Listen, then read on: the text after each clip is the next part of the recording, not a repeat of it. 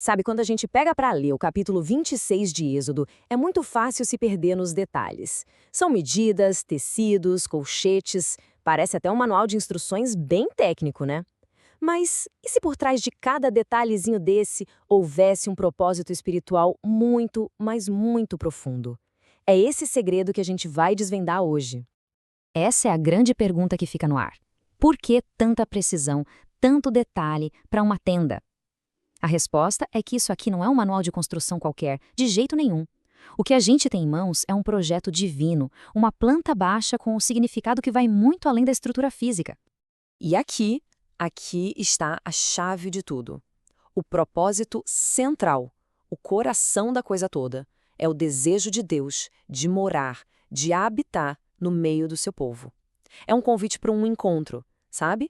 E essa intenção muda completamente o jeito que a gente olha para cada detalhe que vem a seguir. Para a gente entender a dimensão disso, vamos voltar um pouquinho no tempo.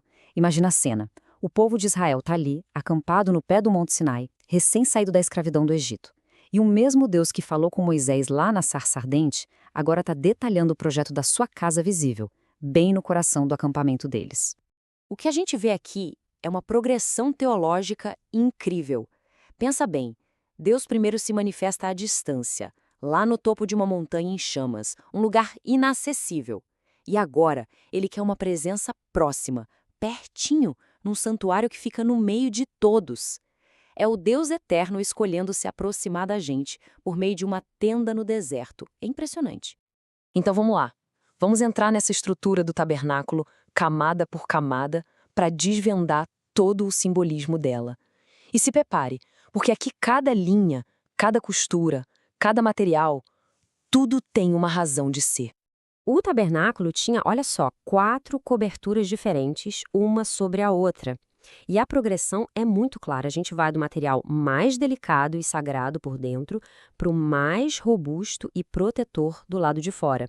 Isso já mostra uma proteção crescente em direção ao espaço mais sagrado. A camada mais interna, gente, era espetacular. O linho finíssimo, as cores da realeza e os querubins. Eles não eram só decoração, não. Eles simbolizavam a guarda do acesso à presença de Deus, a mesma função que eles tinham lá no Jardim do Éden. Era como se aquele espaço fosse, literalmente, um pedaço do céu na terra, um território sagrado e muito bem guardado. E a complexidade não para por aí nas coberturas. Agora a gente vai para as divisões internas, porque o tabernáculo não era um salão aberto, não. Ele era todo dividido por véus, que estabeleciam diferentes níveis de santidade. Existiam 2 cortinas principais, e a diferença entre elas é fundamental. O véu de dentro, chamado de paroquete, era uma verdadeira obra de arte, com querubins bordados, separando o lugar santíssimo, o lugar mais sagrado de todos. Já a cortina da entrada tinha um bordado mais simples. Isso reforçava a ideia de que, quanto mais para dentro a gente ia, mais sagrado o espaço se tornava. E é nesse ponto, falando desse véu interno, que o projeto antigo do tabernáculo se conecta de um jeito, uau, dramático, com um evento que mudou a história para sempre. É aqui que todo o simbolismo do Antigo Testamento encontra seu cumprimento de uma forma muito poderosa. Então, o ponto central é este. Aquele véu interno representava a barreira. Era o símbolo físico da separação que o pecado causou entre um Deus perfeitamente santo e a humanidade.